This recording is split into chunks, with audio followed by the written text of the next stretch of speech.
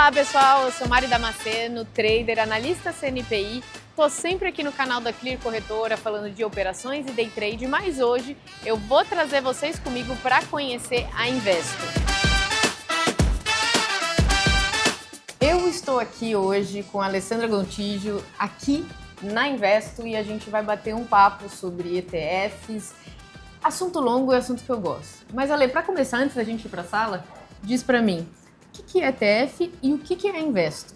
Perfeito. Bom, primeiro, obrigada por ter vindo. Estou muito feliz de vocês estarem aqui hoje. ETF, a sigla significa Exchange Traded Fund, que nada mais é do que um fundo de índice negociado em bolsa. A Investo é a maior gestora independente de ETFs no Brasil hoje, e a gente surgiu com o objetivo de facilitar o investimento global aos investidores brasileiros. Mas hoje a gente se consolida como uma gestora referência na gestão indexada através do veículo dessa classe de ativo dos ETFs e consegue explorar diferentes segmentos.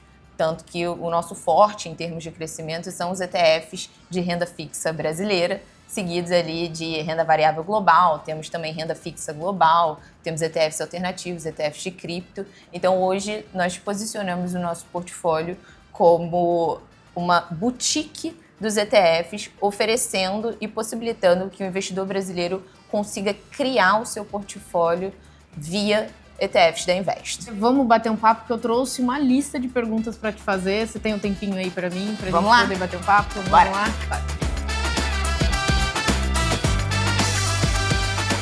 Ale, vocês têm um portfólio bem completo e diverso aqui na Investo, né?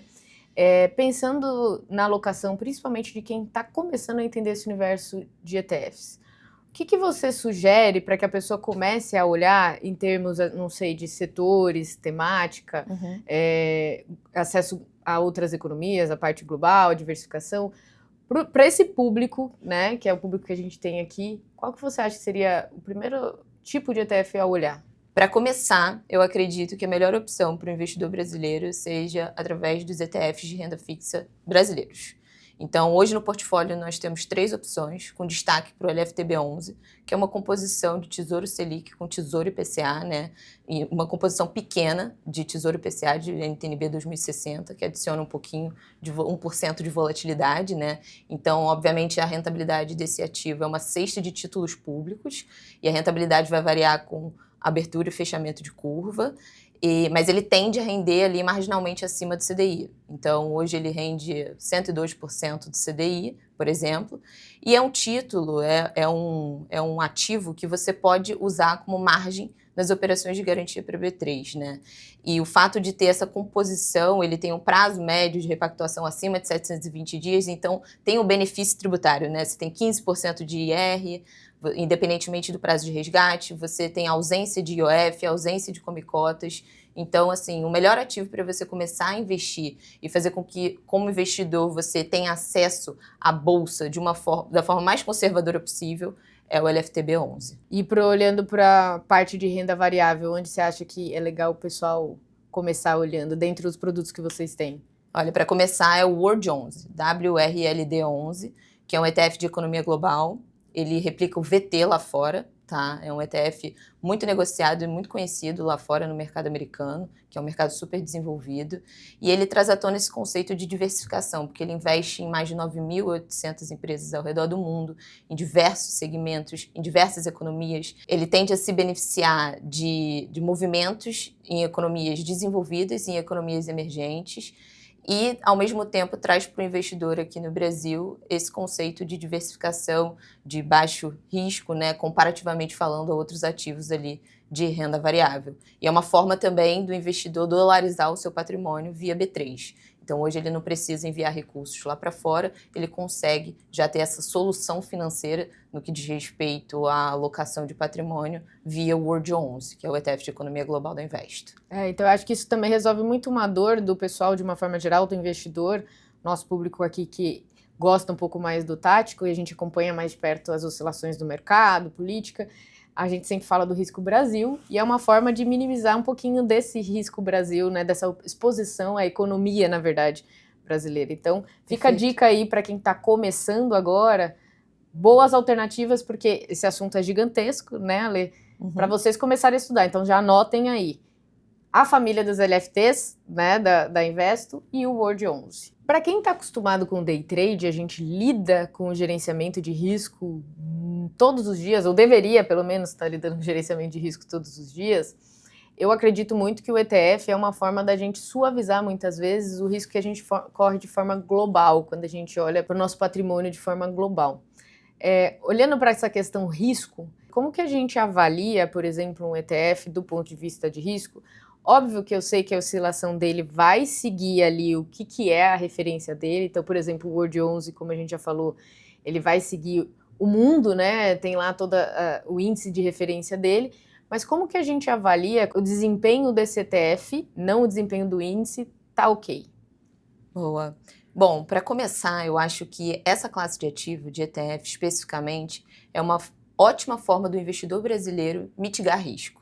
Porque a gente está falando de uma composição, né, de um produto que replica um índice, e esse índice é uma cesta de produtos, né? Essa cesta, ela pode ser desde títulos públicos brasileiros, como a gente já mencionou aqui, né, o LFTB11, ela pode ser renda variável internacional, como a gente mencionou o World 11, então são várias empresas que compõem aquela cesta, pode ser crédito privado brasileiro, pode ser crédito privado internacional, né, americano, e o risco vai estar sempre associado aos ativos que compõem aquela cesta. Então, pelo fato de ser uma cesta, a gente já está reduzindo o risco, né? E existem alguns critérios dentro dos índices elaborados, e quanto melhores esses critérios, mais interessante esses ativos tendem a ser sob a perspectiva de investimento e, consequentemente, de risco, né?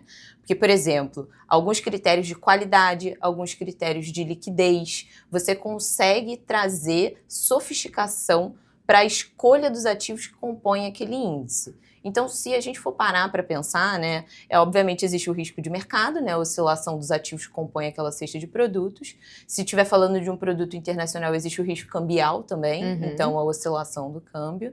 Agora, uma coisa que eu acho interessante desmistificar é que não há risco de liquidez ao investir em ETF, porque é muito importante, né, o investidor entender que a liquidez do ETF está associado aos produtos que compõem aquela cesta, ou seja, ao ativo subjacente, né, ao ativo alvo, né? Então, no Brasil, aqui a gente conta com papel, e no mundo, né, na verdade, mas falando especificamente do nosso modelo de negócio aqui no Brasil, a gente conta com o papel do formador de mercado atuando ali diariamente no book para garantir que o valor da cota patrimonial de um ETF seja condizente com o valor da cota negociada a mercado. E aí vem a questão do tracking, né? Então, o formador de mercado, ele garante que o valor da cota a mercado daquele ativo esteja sendo negociado no seu valor justo. Isso não só dá conforto para o investidor aplicar volumes maiores até do que o volume de negociação diária, do que o próprio DTV, e resgatar também. Então, vamos supor, para fins de exemplo, o World 11 negocia 5 milhões no dia. O investidor ele quer colocar 50. O formador de mercado garante a contraparte. Ele quer resgatar daqui a uma semana esses mesmos 50, ou 40, ou 30, o que quer que seja. O investidor tem o conforto porque o formador de mercado está ali atuando para garantir essa contraparte, tanto na ponta compradora, tanto na ponta vendedora, e o mais importante, né, com o spread pré-determinado. Então, garantindo que não vai ter uma cobrança adicional você aportando ou resgatando o valor desse ativo. Mas existe uma outra objeção, muitas vezes, das pessoas, que é a relação de custos, né? São as vantagens e quais são os custos que a gente, quando vai escolher um ETF, a gente tem que estar atento? A taxa de administração, eu sei que é a primeira, né? Mas como que a gente tem que olhar para isso, para entender com transparência qual que é o custo do investimento? Perfeito. Bom, para começar, eu acho que o grande apelo dessa indústria da gestão indexada são os custos baixos, né? Você está falando de um fundo de índice, né? Então você replica uma metodologia quantitativa pré-determinada, criada ali pelos provedores de índice, e aquela metodologia, uma vez desenvolvida, ela já roda naturalmente. Você não tem por trás uma equipe de gestão para fazer o asset allocation, para definir quanto você vai entrar, quais são os pesos dos ativos. E quando você tem essa gestão ativa por trás, obviamente isso envolve muitos custos, né, principalmente de time aqui, que são os responsáveis por resultados expressivos. Mas quando você fala de ETFs especificamente, você consegue reduzir bastante esse custo. Então, se a gente pegar o portfólio da Invest, por exemplo, o custo médio é de 0,3% ao ano de taxa de administração. No caso dos ETFs de renda fixa brasileiro, por exemplo, né, do LFTB11, o LFTS11 ou o NTNS11, é 0,19% ao ano de taxa de administração. Então, respondendo a sua pergunta, qual o custo de um ETF? É a taxa de administração e ela, para fazer sentido, ela tem que ser baixa. Obviamente, tem algumas taxas de administração que são um pouquinho mais elevadas porque é mais difícil o acesso aos ativos, ele traz algum diferencial, tá? Mas hoje a gente consegue falar de um custo super baixo. E um segundo custo que deve ser levado em consideração, mas aí você analisando talvez um pouquinho mais a fundo, é o custo dos spreads cobrados para negociação desses ativos. É importante que os spreads sejam os mais justinhos possíveis para fazer com que você não tenha um valor adicional ao entrar ou sair do ativo no que diz respeito a custo. E hoje o investidor ele consegue saber exatamente qual é o preço daquele momento que ele for adquirir o ativo, e a gente deixa muito claro também no site qual é o horário de atuação do formador de mercado. Então é super importante o investidor negociar naquele período, porque ele vai estar comprando no valor justo, para garantir o preço sendo negociado no valor justo do ativo. Porque o ETF, ele é um fundo assim como qualquer outro, só que pensem que ele é um fundo listado em bolsa, então ele tem duas cotas, né, como a gente já mencionou aqui, né, a cota mercado e o valor da cota patrimonial, e é super importante que o investidor entre naquele período, naquela janela de tempo ali, que é o período de atuação do formador de mercado, para que você não tenha custos adicionais, para que você não compre muito fora do preço. Isso, para não ter esse spread aí que a gente está falando, tá bom, gente? Investir através dessa ferramenta que é o ETF, ele já ganha o ETF como uma ferramenta, ela é para todo mundo. Como você vai usar dentro da sua alocação, né? Então, se eu sou trader, por exemplo, eu vou estar ali fazendo um trade, eu tenho meus resultados, eu vou usar ele, posso usar ele como uma parte de garantia de margem para o meu capital operacional, então ele já tem essa função por si só, já acho que vale a pena parar um pouquinho para olhar o assunto, mas também na alocação da carteira. Aí na carteira eu sou mais conservador, ou eu sou mais arrojado, eu quero teses, eu quero outras coisas, então olhe muito para esse universo, ele tem muito ainda para crescer e para a gente entender melhor como que aquilo se encaixa para a gente, que é o que você falou, ele é para todo mundo. O que a gente vai diferenciar aí é como que a gente vai fazer, se a gente vai usar isso como instrumento, mas eu acho que além da questão de custo, questão de risco, é uma operacionalização muito fácil. De novo, é um ticker, a gente é trader, a gente sabe fazer isso. O público que é mais investidor iniciante, às vezes tem até aquela ansiedade de colocar o ticker pela primeira vez, né? A gente já vive, a gente experiencia isso todos os dias.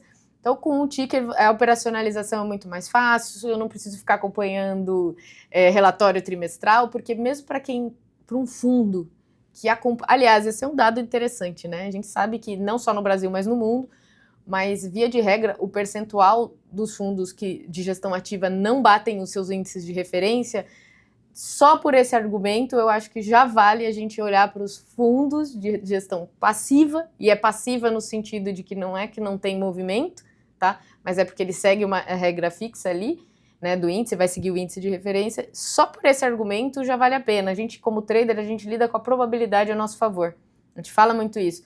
Onde eu vou fazer um trade? Eu vou fazer um trade onde eu tenho uma probabilidade a meu favor e uma simetria positiva. Perfeito. Então, o que é isso? Quando eu olho para um ETF, eu estou buscando uma probabilidade a meu fator, visto que a maioria das pessoas não vai bater o índice de referência, eu vou investir no índice de referência. Perfeito. E assim, eu acho super importante, né, esse dado que você mencionou é interessante, é um estudo da Spiva, né? E eles divulgam semestralmente, e o dado só piora, assim, para os fundos ativos. Então, se a gente olhar, assim, diferentes janelas, quanto maior a janela, pior o resultado. Então, mais de 93% dos fundos de renda variável no Brasil não batem os seus respectivos benchmarks nas janelas de 10 anos. Então, se você olha janelas mais curtinhas, você tem resultados próximo dos 90%, mas acima de 10 anos ali a gente está falando de 93% para cima, né? E apesar de variar um pouco esse percentual, isso é um dado mundo, né? Não É. Isso que eu acho que é importante a gente colocar, né? Para não parecer que é porque aqui no Brasil é assim. Isso é um dado no mundo, tá? No mundo. E diferentes benchmarks também, né? Exatamente. Tá curtindo esse nosso conteúdo sobre ETF aqui no canal da Clear Corretora? Então já aproveita, curte esse vídeo, se inscreve aqui no canal e fica ligado que em breve sai a parte 2 da nossa visita lá na Investo.